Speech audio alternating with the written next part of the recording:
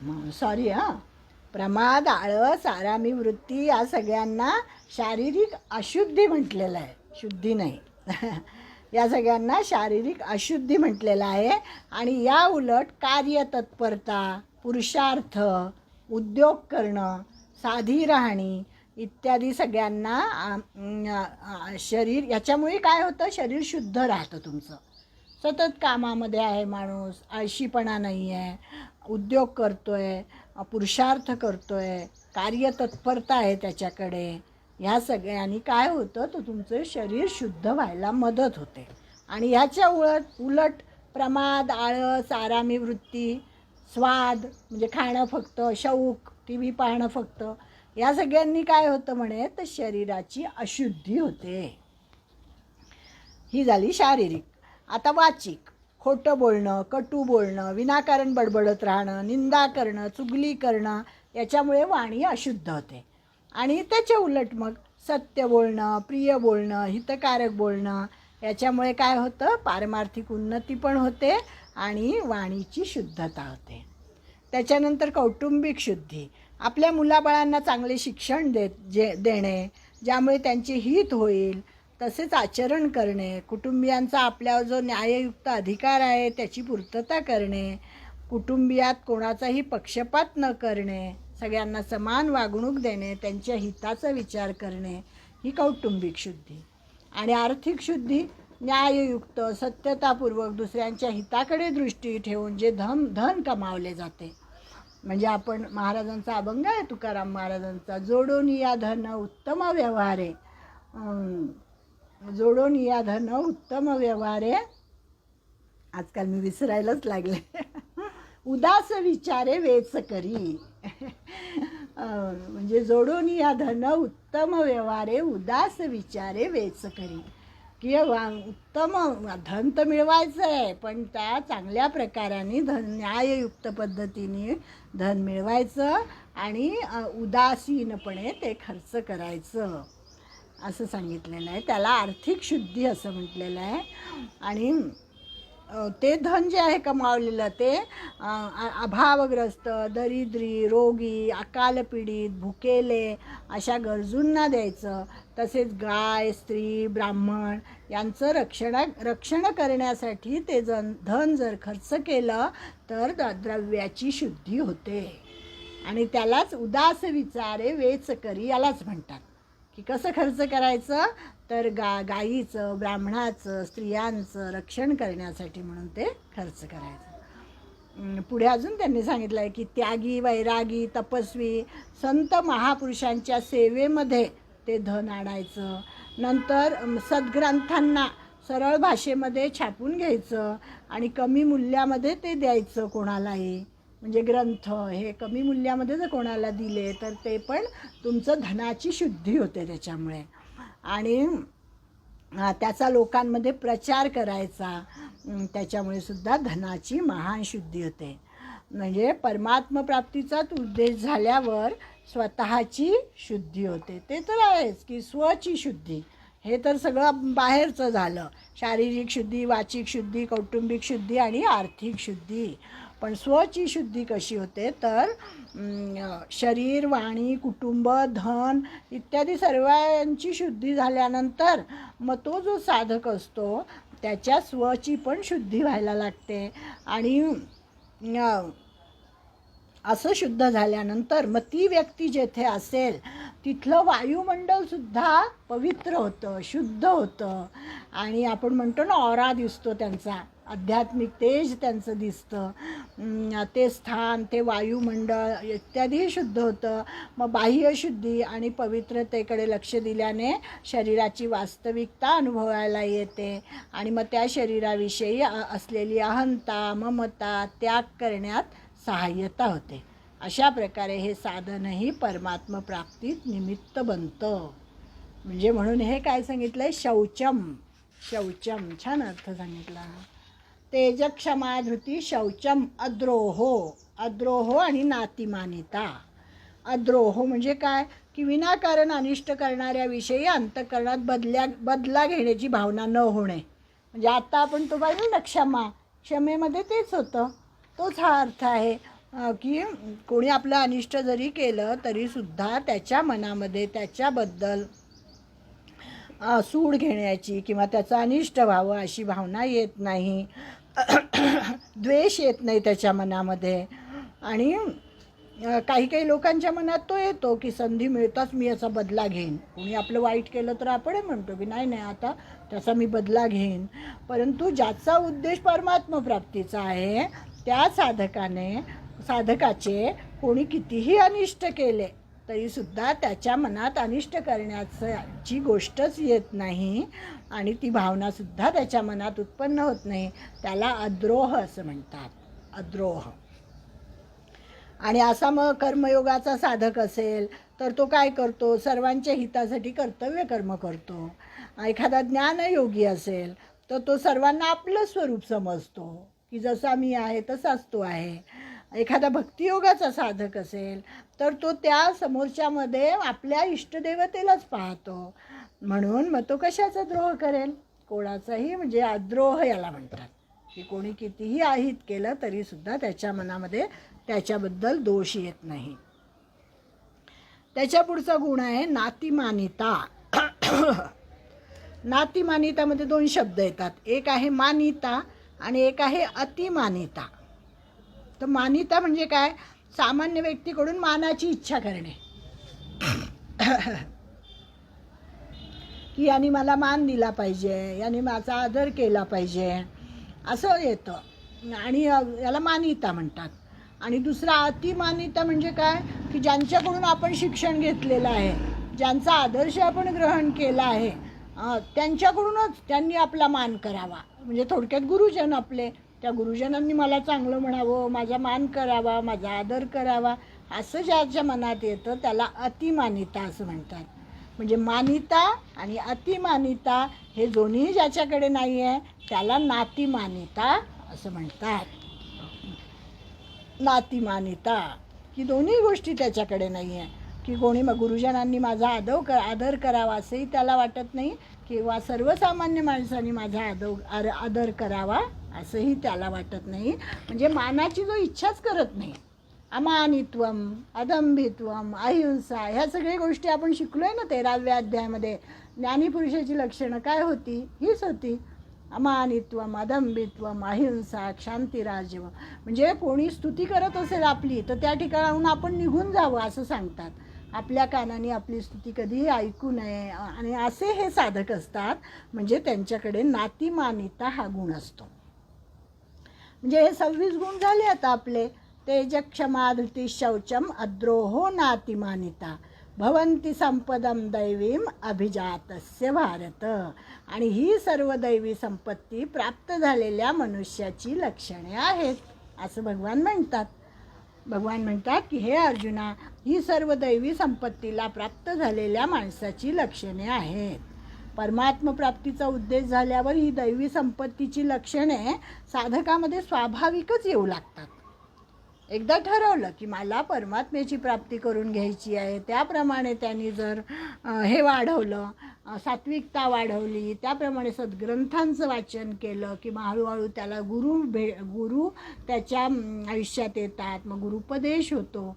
गुरुपदेश झाला की त्यांची कृपा मिळते आणि मग त्याप्रमाणे त्याचं पुढचं आयुष्य बदलून जातं. काही काही लक्षणं जी असतात ह्याच्यातली ती पूर्वजन्मीच्या संस्काराने पण जागृत होतात. की पूर्वजन्मी काही लहान मुलं बघा, लहान मुलं लगेच आता परवाच आलं होतं याच्यावर की एक लहान मुलगा आणि किती छान तो गीता म्हणतोय, त्याची बहीण आणि ते संपूर्ण गीता पाठ आहे त्यांची. आणि भराभर त्यांनी त्या गीतेच्या पहिल्या अध्यायाचं नाव काय म्हटल्याबरोबर लगेच सांगितलं. पहिल्या अध्यायाचं नाव अर्जुन विषाद योग, दुसऱ्या अध्यायाचं नाव सांख्ययोग, त्याच्यामध्ये किती किती श्लोक आहेत हे पण त्यांनी सांगितलं. म्हणजे हे काय होतं, हे पूर्वजन्मीचं घेऊन आलेले असतात संस्कार, त्यांचे ते जागृत होतात आणि थोड्याच्या शिकवण्याने ते जागृत होतात. मग शिकवलं जातं, अगदी काही शिकवत नाही असं नाही, शिकवलं असेल त्याला कोणी आजोबांनी वगैरे त्याच्या, पण त्याच्याबरोबर इतरही मुलांना शिकवलेलं असतं. पण इतर मुलांना पटकन येत नाही, याला पटकन येतं कारण याचे हे पूर्वजन्मीचे संस्कार जागृत झालेले आहेत. आणि मग हा साधक जो आहे तो गुणांना आपले मानतच नाही, त्याला ते कसला अभिमान पण येत नाही. हा जो साधक असतो की माझ्याकडे एवढे गुण आहेत, दैवी संपत्ती आहे माझ्याकडे असं त्याला अजिबात वाटत नाही. तर तो म्हणतो ही सगळी भगवंताची कृपा आहे, हे सगळं माझं नाहीच आहे काही, हे सगळं मला भगवंतानी दिलेलं आहे. आणि हे सद्गुण आधी कुठे माझ्याकडे होते, मग आता कसे आले, मग ते भगवंतानी दिलेले आहेत असं तो म्हणतो. भगवत कृपेमुळेच हे सगळे आलेलं आहे. म्हणून त्या साधकाला त्या दैवी संपत्तीचा अजिबात अभिमान होत नाही. म्हणून ते म्हणतात की साधकाने दैवी संपत्तीचे गुण आपले मानू नयेत, कारण ही देवाची परमात्म्याची संपत्ती आहे, व्यक्तिगत आपली संपत्ती नाही आहे. म्हणूनच याला दैवी संपत्ती म्हटलेलं आहे. आणि जर ही व्यक्तिगत असती तर ही आपल्यातच राहिली असती, कोणा दुसऱ्या व्यक्तीची राहिली नसती. हिला व्यक्तिगत मानल्यानेच अभिमान येतो. माझ्याकडे हा गुण आहे, मी मोठा आहे. आता पुढे सगळं आसुरी संपत्तीचंच वर्णन आहे. हा जो 16वा अध्याय आहे ना, हा सगळा आसुरी संपत्तीचं वर्णन आहे. ही दैवी संपत्ती 26 गुणांमध्ये त्यांनी सांगून दिली. अभिमान सांगायला सुरुवात केली. अभिमान आसुरी संपत्तीचे मुख्य लक्षण आहे. अभिमानाच्या छायेतच आसुरी संपत्तीचे सर्व अवगुण राहतात. आणि दैवी संपत्तीने आसुरी संपत्ती उत्पन्न झाली तर मग आसुरी संपत्ती कधी समाप्तच होणार नाही. म्हणजे त्या दैवी संपत्तीचा सुद्धा अभिमान नको. अभिमान असला आणि दैवी संपत्ती जरी तुमच्याकडे असली, काही गुण जरी तुमच्याकडे असले आणि त्याचा जर अभिमान झाला तर काहीही उपयोग नाही. मग आसुरी संपत्ती यायला काहीच वेळ लागत नाही असं त्यांनी सांगितलेलं आहे. म्हणजे येथे दैवी संपत्ती का बरं म्हटलं आहे, कारण ही भगवंताची संपत्ती आहे. भगवंताचा संबंध असल्याने, त्यांचा आश्रय घेतल्याने शरणागत भक्तामध्ये ही संपत्ती स्वाभाविकच येते. म्हणून याला दैवी संपत्ती म्हटलेलं आहे. जसं म्हणे शबरीच्या प्रसंगामध्ये श्रीरामचंद्रांनी म्हटलं होतं, नवधा भगती कहू तोही पाही, सावधान सुनु धरू मन माही.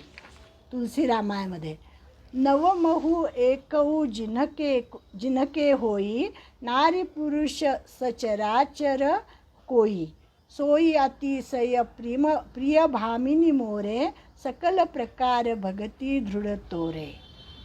म्हणजे तुलसीदासांचं जे रामायण आहे, रामचरित मानस, त्याच्यातला दोहा आहे हा, की शबरीबद्दल त्यांनी म्हटलेलं आहे. शबरीमध्ये कसे गुण होते, शबरीची इतकी सुंदर कथा आहे ना, तर आता मला 2 मिनिटात सांगते आठवली म्हणून.